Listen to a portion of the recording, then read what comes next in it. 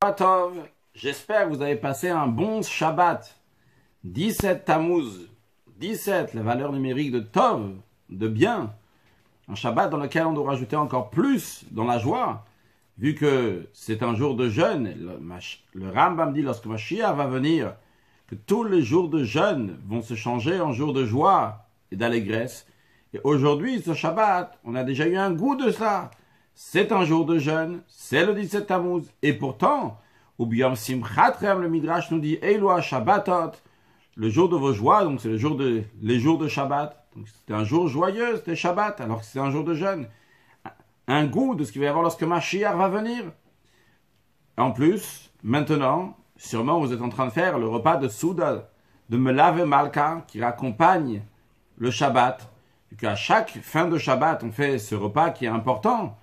Et vu que c'est un Shabbat qui était encore plus important que d'habitude, alors ce repas de Melav et Malka qui est lié avec Soudata de David Malka Meshicha, le repas de David, roi Mashiach, duquel vient le Mashiach, est très encore plus important ce Shabbat-là.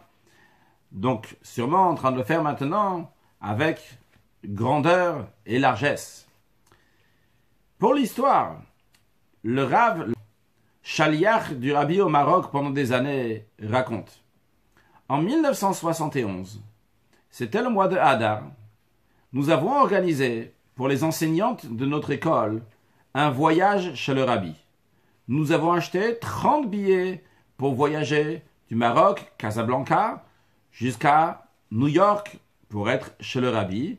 Le voyage était prévu pour le dimanche 18e jour du mois de Tammuz 1971. J'ai écrit au Rabbi que nous allons voyager chez le Rabbi avec les enseignantes le 18 Tammuz 1971. Et à ma grande surprise, j'ai reçu la réponse suivante du Rabbi. Le Rabbi répond: d'après les Shinouya Ruchot, les changements, les tendances, les choses qui changent de temps en temps dans plusieurs endroits, ce qui inclut aussi notre pays, donc le Rabbi fait référence à son pays, donc à New York, que le président Nixon est parti en Chine pour signer un pacte de paix. Et le Rabbi dit, on ne peut pas savoir quel va être le Matzavarouar, qui peut être traduit par l'humeur, mais dans l'esprit, qu'est-ce qui va se passer dans quelques mois. Le Rabbi dit, donc, pour cela, ça ne vaut pas le coup que nos institutions vont s'occuper dans des choses autres que le chinuch, l'éducation, la yirat shamaim, la crainte de Dieu, etc. Le Rabbi dit, à plus forte raison, ne pas s'occuper d'organiser des voyages à l'extérieur de leur pays, c'est-à-dire à l'extérieur du Maroc. Le Rabbi rajoute à la fin, que pour l'instant, ça ne les dérange pas, ça ne change rien, Marocain, si tu vas voyager ou pas. Mais plus tard, ça risque de changer et ça va les déranger. Le Rav Raskin a reçu cette lettre-là le 21 Hadar. Sur l'enveloppe, le Rabbi l'avait écrit Maïr, ça veut dire vite envoyer cette lettre-là. Vraiment, il n'a pas compris. Qu'est-ce qui se passe? De quoi s'agit-il? Qu'est-ce qu'il y a? On organise un voyage chez le Rabbi et qu'il y a des choses qui se passent en Amérique, qu'on ne peut pas voyager en Maroc. Il n'a pas compris. Mais un chassid, c'est un chassid. Donc, évidemment, le voyage a été annulé. Le temps est passé. C'est arrivé le jeudi, 15e jour du mois de Tammuz, en 1971. Comme tous les 15e jours du mois, le Rabbi allait sur la tombe de son beau-père, Rabbi Yosef Yitzhak. Lorsque le Rabbi est revenu du Ohel de la tombe de son beau-père, Rabbi Yosef Yitzhak, il appelait son secrétaire, le Rav Radakov. Il appelait aussi le Rav David Raskin, le frère de Rav Leibel Raskin. Mais Rav David Raskin travaillait à New York avec le Rabbi. Et il leur a dit, j'aimerais que vous transmettez au monde entier que ce Shabbat, 17 Tammuz, il va y avoir, on va faire des fabringen, faire des réunions chassidiques dans le monde entier. Le Rav Radakov, secrétaire du Rabbi, a demandé est-ce qu'il y a un message à passer particulier dans ce fabringen. Le Rabbi a dit oui, d'expliquer qu'à cause de nos fautes, nous avons été exilés de notre terre. Et que par beaucoup de tchouva, de bonnes actions, et essentiellement par la emuna, le bitachon, la foi, et la confiance en Dieu, on méritera très prochainement de sortir de l'exil et mériter la délivrance. Ça, c'était le message. À l'époque, pour faire passer les messages donc, de New York dans le monde entier, il y avait une chaîne de téléphone.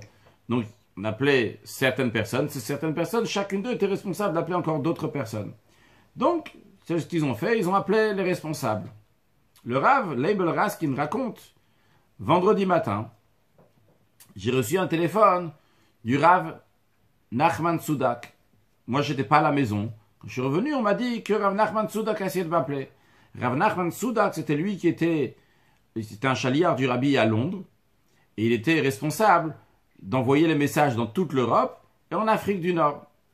Bon, quelques heures plus tard, il revient chez lui à la maison, Rav Leibel Raskin. On dit que cette fois-ci, Rav Nachman Tzudak a rappelé une deuxième fois et il a laissé un message. Le message était de faire le Farbringen au Maroc aussi, comme partout. Plus tard, Rav Leibel Raskin a su que vendredi matin, le Rabbi appelait le Rav David Raskin, Rav Chadakov à nouveau pour leur demander est-ce que le message est arrivé dans le monde entier. Ils ont dit qu'ils ont transmis partout. Le Rabbi a dit et au Maroc aussi. Alors, ils ont dit on a transféré Rav Nachman Tzudak. Sûrement, il a transmis. Mais ça a quand même allumé une alarme chez le Rav David Raskin, qui a appelé Rav Nachman Tzudak, qui a dit en effet, il n'a pas réussi à joindre Rav Leibel Raskin. Et donc, il a rappelé, il a transmis le message. Bien. Rav Leibel Raskin raconte que c'était pas évident, c'était en été, c'était le mois de juillet. Ceux qui sont dans l'institution, les institutions n'étaient pas là. Ceux qui habitent dans la ville sont partis en vacances. Mais quand même, il a réussi à informer plusieurs des enseignants pour qu'ils vont venir au Farbringen et plusieurs gens de la ville que le lendemain, Shabbat, 17 Tammuz, 10 juillet, il y aura un Farbringen, une réunion chassidique tout de suite après la Tfila. Le lendemain, le 17 Tammuz, en effet, il y a une réunion chassidique tout de suite après la Tfila. Cette réunion chassidique, Rav Leibel Raskin a fait Farbringen comme il sait le faire et ça a continué jusqu'à l'heure de Mincha. Et ils ont fait Mincha, après Mincha, ils ont encore continué à faire Farbringen. Et pendant le Farbringen, après Mincha, il y a quelqu'un qui arrive, il dit « Qu'est-ce qui se passe? Vous êtes là, tout tranquille, comme si de rien n'était. Vous n'êtes pas au courant de ce qui s'est passé. On a tué le roi du Maroc, Hassan II. On l'a tué aujourd'hui. Oh. » Les Juifs qui étaient là-bas ont paniqué, ont eu peur. Puisque Hassan II était connu comme un roi qui a toujours protégé les Juifs qui étaient au Maroc. S'il n'y avait pas lui, Chas v'Shalom, dans les règles de la nature, ça peut être grave. Et cette personne a dit, il n'y a personne dans les rues sont complètement vides. Rav David Raskin et Rav Leibel Raskin a dit à des courageux jeunes hommes de fermer bien la porte, que personne rentre. Bon, après Arvit, et l'Avdallah, la synagogue, il est parti chez lui à la maison, il n'y avait personne dans les rues. Il arrive chez lui à la maison, Rav Leibel Raskin, sa maison était remplie de juifs. Il n'y avait pas de place chez lui à la maison. Tout le monde est venu dans la maison du Shliach. Il a dit ça, c'est l'endroit le plus sûr. Bon, ils ont écouté la radio. Qu'est-ce qui s'est passé? Hassan II, il a fêté son anniversaire de 42 ans. Dans un palais qu'il a, donc une résidence secondaire donc pour les vacances. Là-bas, il y avait 1000 personnes à son anniversaire. Et il y a des rebelles qui sont venus pour faire un coup d'État. Entre eux, il y avait aussi le chef de la ville de Casablanca, Ofkir, qui est venu et ils ont tué 100 personnes, ils ont blessé 200 personnes et le roi aussi a été tué. Mais après, vers minuit, on commence à dire que c'est pas sûr si le roi il a été tué et en effet, c'est avéré que le roi n'a pas été tué, il s'est caché dans un dressing room là-bas avec des gardes du corps et il a refait de l'ordre après à la suite de ça. Il s'est avéré que les rebelles avaient prévu de faire un pogrom dans le quartier juif de Casablanca. Ils avaient préparé des couteaux, des haches, pour tuer tous les juifs qu'il y avait à Casablanca. Les chassidim ont fait le lien que le rabbi a demandé de faire un farbringen dans le monde entier pour sauver la vie du roi du Maroc, donc Hassan II, et par cela donc sauver tous les juifs qui sont là-bas, donc qui se trouvent au Maroc. C'est pour ça qu'il y avait le farbringen. Mais l'histoire ne se finit pas là. Lorsque eux, ils devaient voyager le lendemain. Le voyage était prévu pour le dimanche 18 Tammuz. Eh bien, ils ont vérifié pendant 3 jours tous les gens qui voulaient voyager, celui qui insistait à voyager, enquêtaient pourquoi tu veux voyager. Peut-être ces gens-là faisaient partie du complot, du coup d'État, et c'est pour ça qu'ils veulent se sauver maintenant. Et là, le Rav David Raskin a vu la vision du Rabbi, que le Rabbi déjà 4 mois avant lui a dit que maintenant ils en ont peut-être rien à faire au Maroc de ceux qui vont voyager. Mais plus tard, peut-être ils vont rien avoir à faire. Et en effet, le dimanche 18 Tammuz, ce jour-là, ils en avaient oui à faire. Tous ceux qui voulaient voyager à l'extérieur du Maroc, à l'extérieur de Casablanca. Pourquoi tu veux partir? Qu'est-ce qui se passe? Est-ce que toi tu faisais partie des rebelles ou pas? Le rabbi a vu ça des mois avant. Une histoire extraordinaire, comment le rabbi voit des choses, alors que nous, on a l'impression que tout va, c'est normal, etc.